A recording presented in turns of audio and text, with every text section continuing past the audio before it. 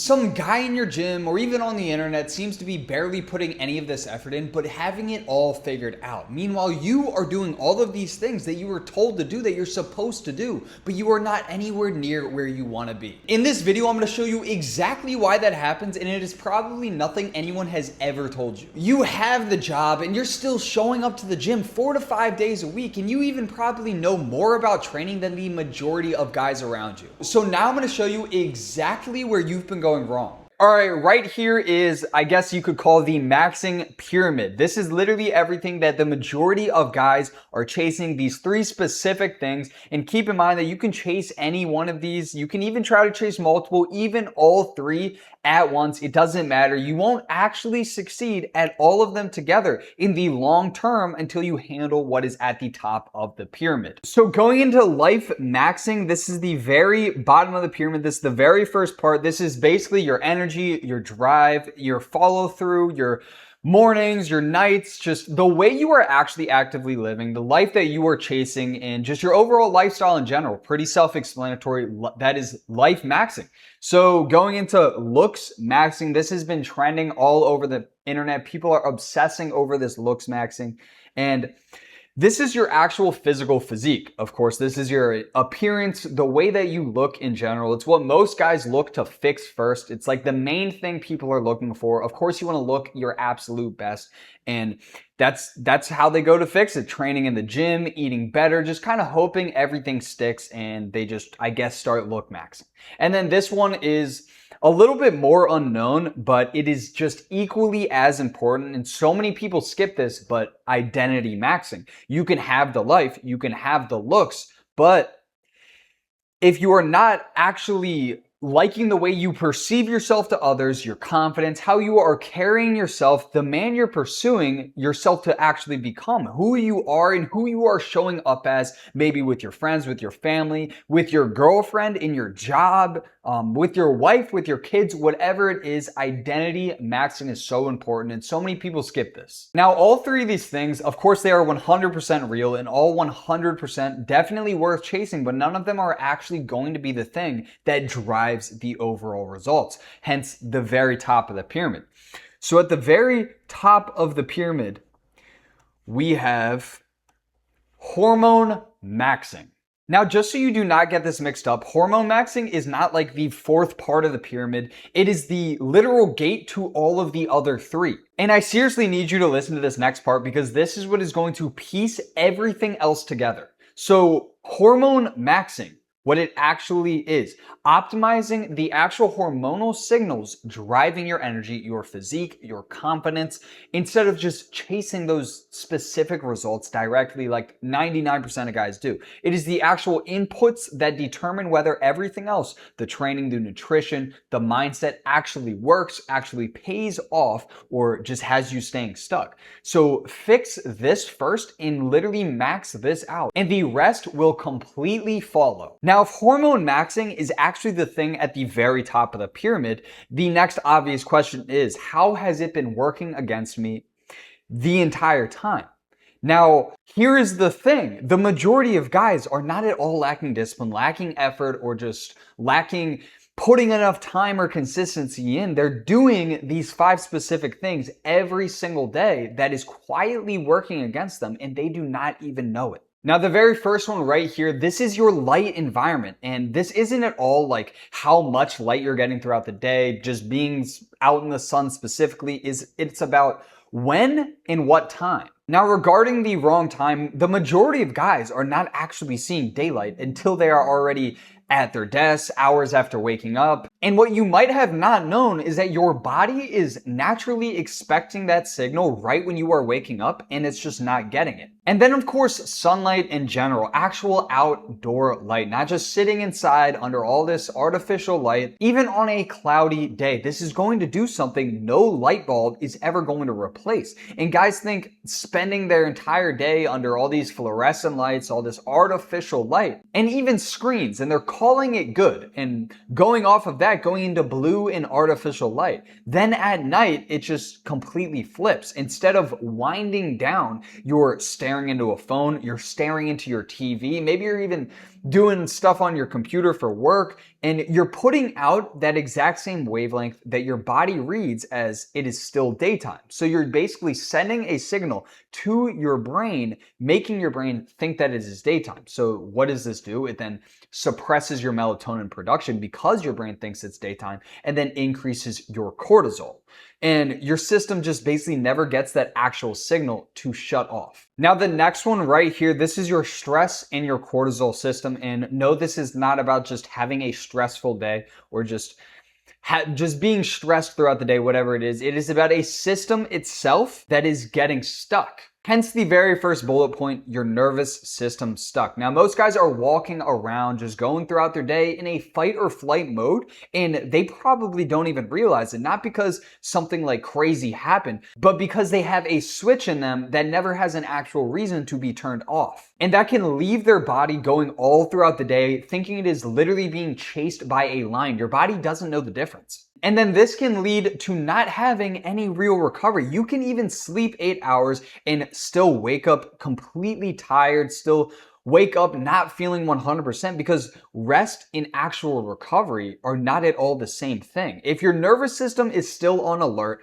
none of that time spent sleeping is doing what it is actually supposed to. So you're not getting that reset, you're not getting that actual deep quality sleep to get you into the next day feeling amazing, ready to win the day. This brings me into my third bullet point, a constant low grade alarm, because it is not at all just like one major stressor, one big moment of stress. It is 20, 30 small ones stacked on top of each other all throughout the day that you might not even realize. So notifications, deadlines, even just something simple as traffic or scrolling on your phone. Your body is going to treat all of those, every single little one, as a threat. And over time, that is going to add up to a system that never actually gets to have that quality rest and that actual deep sleep. All right, now going into the next one, this is your sleep protocol. And most guys think they honestly have this handled. They think it's all fine because they're just technically getting that 8, maybe even 9 hours every single night. But I just want you to know that is not at all the same thing. You can get, like I just said a minute ago, you can get 7, 8, 9 hours every single night and still get bad sleep. You can still wake up tired. You can still not effectively recover and still have that all that time spent sleeping, not doing what you actually wanted to do. So going into the first bullet point, your repair window cut. See, most of the actual repair work happens in specific windows of sleep. And if you're going to bed late or your sleep is somehow disrupted throughout the night, waking up to an alarm or getting just interrupted sleep in general, you're cutting that window short. Even when at the end of the day, you're getting 8 hours, and on paper, that 8 hours is 8 hours. That point exactly right there brings me into my next bullet point, quality, not just hours. You can lie in bed for 8 hours and get horrible sleep. What you might not even realize is things like room temperature, light exposure, what you are doing in the hours before bed, even the very first hour of waking up. All of that is going to determine whether all that time spent sleeping actually counts and actually does what it is supposed to do. So this is where the actual reset happens. This is the one single window your body has to recover, to reset everything else that I just spoke about. And if you skip this, none of the other pieces are going to matter nearly as much as they actually should. All right, now the next one is what you are actually eating on a day-to-day basis, whether it's processed food or whether you don't even realize what it is actually doing to your body on the inside internally. So the very first one is stripped inputs. Most processed food has had just about everything actually useful taken out of it before it even gets to you, before it even gets to your stomach to be actually used. And what is left isn't really even food anymore. I wouldn't even call it food. It is just calories that has the name of food. Which perfectly brings me into my next point. Your body doesn't actually recognize it. Your body is running on millions and millions of years of expecting real food, expecting actual things to be put inside of it. And it doesn't know what to do with half of the garbage food that is packaged in today's world, in grocery stores, on shelves, in restaurants. So it doesn't process it the way it is supposed to. It doesn't even recognize it. And that can cause major problems to your stomach, to your body, like inflammation. And that mismatch just doesn't sit there quietly. Every single day, it is creating low-grade effects of inflammation that work against you and everything else above that we have been talking about. All right, moving into the very last and fifth final one, your gut and just your gut health in general. And this is one of the most important things that guys never even realize, never even think to look at, never even think to optimize. And at the end of the day, this is the foundation of everything.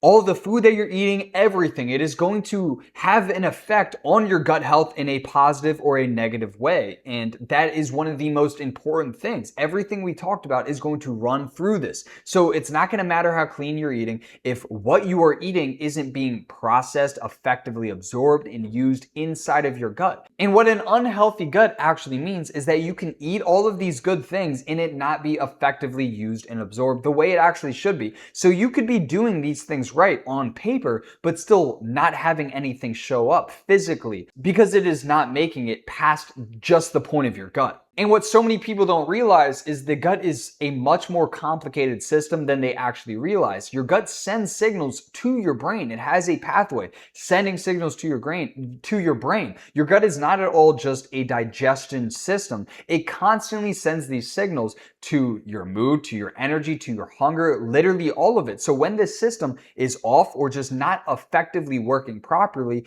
it's not just going to be stomach problems. It's going to be affecting how you're thinking, how you're feeling, how you are acting towards others with your mood, with all of these things. So yes, those are the 5 things that are running against you every single day that you might not even know about. Your light, your stress response, your sleep, what you are actually eating, and then of course your gut and your gut health. And none of this on its own is going to be dramatic in any way. That's exactly why nobody even catches it and the majority of guys don't realize it. But here is the actual part that matters the most. Because knowing what is actually broken doesn't itself fix anything. So here's what actually is going to put it all back together. So how are you going to actually fix it? So going to the very first box, of course, real food. Now you may think this sounds very basic. Of course I need to eat real food. Of course I need to eat clean, but nobody is actually doing it the right way, and no one even realizes that. So real inputs, not stripped ones. This is the direct flip of what we just talked about a minute ago. Instead of foods that have all of these things useful taken out of it, instead, you should be eating whole, real foods. So things like eggs, things like real quality red meat, real dairy, preferably raw dairy, fruit, things like that, not like a low-fat diet with all the nutrients stripped out of it and not the stripped down versions, just real quality foods that have the nutrients in it that are going to fuel your body and give your body the cholesterol, your hormones and testosterone, cortisol. All of it is literally built off of cholesterol, so you want to effectively be providing your body what it needs to build these things. Which brings me to my next point, raw materials your body actually needs. Your body isn't just building hormones out of just random things in it. It is building things out of the actual raw materials that you are giving it to work with. And fat, cholesterol, this is a major part of that. And guys have spent so many years avoiding these things, thinking a low-fat, high-carb diet is going to be what gets them there. That is the exact thing that is not going to provide their body with effective nutrients to build high testosterone, to build hormones that are going to get them where they want to be and how they want to be feeling and the life they want to live. And then of course, what we literally talked about earlier with your body recognizing everything, what it is designed to run on. None of this is just complicated or some new thing. It is just what the human body has always ran on and what it is supposed to run on. The main confusion came from all of these decades recently of people being told to avoid what is actually good for them. All of these decades of the whole food industry being completely changed to make you not operate at your absolute maximum. that is exactly why eating super good and eating healthy and the right way is some weird thing nowadays, because for decades now, people have been taught and told to eat one way that is not at all going to fuel their body properly and not have them operating at their absolute maximum potential. So eat real foods. And this is going to bring me right in to my next box, your circadian alignment. This is the exact direct fix to that light and environmental problem that I was just talking about earlier. And the very first one, morning lights, dark nights. So getting real daylight early, especially outside, of course, and letting your nights actually get dark. It's all about controlling your morning light and then your dark nights. It's that simple, just as simple as it sounds. That is the whole input that your body is missing. Your body is searching for that light in the morning. That's what it is naturally looking for. And then it is searching for a darker environment at night, because that is when it is supposed to be winding down and then going to sleep. And next is resetting your internal clock. Once that signal is consistent, and once you are consistently doing that every single day, your internal clock actually knows what time it is. Maybe right now you're going to bed at one time, waking up whenever, or to an alarm, getting 5-6 hours of sleep, or maybe you're even getting 8 hours every single night, but you're just going to bed whenever you feel like it, doom scrolling on your phone throughout the night and then going to bed whenever. But locking in your circadian alignment will let your body know what time it actually is, and then staying consistent with that. Everything else downstream will then work once you are able to reset your internal clock. And just like I just said, everything else is going to follow with timing. So sleep, hunger, your hormone production, almost all of it is going to run off timing. Your body absolutely loves timing, not just quantity, timing. So getting the timing right and the rest starts to fall into place with a lot less effort. So keep in mind, your body loves timing. Reset your internal clock by optimizing your light environment, morning light, dark nights, and your circadian alignment. So this brings me into my next point, your nervous system regulation. So kind of what I was talking about earlier with that low grade stress, getting your nervous system out of this state is going to be so important. Out of flight or flight. You cannot fix any of this while your body is just thinking it's under a threat all day. This is about actually getting out of that stuck on state, not just feeling a little bit calmer or just feeling a little bit more peaceful or whatever. And your system finally can then repair. Once you are out of that fight or flight constant mode in that state, your body can actually shift into a repair mode. And that is not at all something that happens while you are stressed or while you have this elevated levels of cortisol all throughout the day. It's only going to kick in once that alarm turns off. And then of course, one of the most important parts, when your hormonal signaling actually happens. This is the piece that so many people are missing. Your hormone production, it does not at all happen well in a constant state of stress or just a stress state in general. Your body has to feel safe enough to prioritize it and make it something very important. And until that nervous system then settles, that signal won't just go through. So managing your stress regulation, your cortisol regulation, your nervous system regulation, getting your body out of this constant fight or flight mode so your system can finally repair and can operate optimally and your testosterone actually increase. So this is bringing me into my next point, your sleep protocol, just like we were talking about earlier. So this is all about sleep, but treating it as an actual protocol, not just getting 8 hours or just like an afterthought. And the real repair window, this is where everything that we were just talking about so far actually gets applied. All of that fixing during the day is going to mean nothing if this window isn't also protected. So prioritizing quality over hours, and I cannot stress this enough, trust me, I was literally spending like multiple years straight obsessing over 8 hours because everyone on the internet was saying, get 8 hours of sleep. You need to get 8 hours of sleep. Meanwhile, following that 8 hours was me staying up playing video games, blasting my eyes with blue light, going to bed at 2 a.m. Yes, I was getting 8-9 hours every single night, but I was not at all recovering because you need to prioritize quality over hours. And it's just not about getting the physical 8 hours. It's about what kind of 8 hours you are getting. So having a dark room, consistent timing, avoiding blue light or artificial light right before bed, and just dimming your environment. That is what is going to determine that time actually does anything. And then of course, the hormonal reset. This is the single biggest window that your body has to reset hormonally. So if you are just getting 8 hours and it's not an effective 8 hours, you're cutting this short and just making it a low quality window. And then you're undoing a lot of what the rest of the day just actually built. So instead of just caring about getting your 8 hours, 9 hours of sleep, you need to realize it's about the quality. So optimizing your sleep protocol. This is the very first and the very last hour of your day. That is going to be the two single most important windows that are going to affect sleep quality. And of course, this is where the real repair actually happens, the hormonal reset. This exactly brings me into my very last point.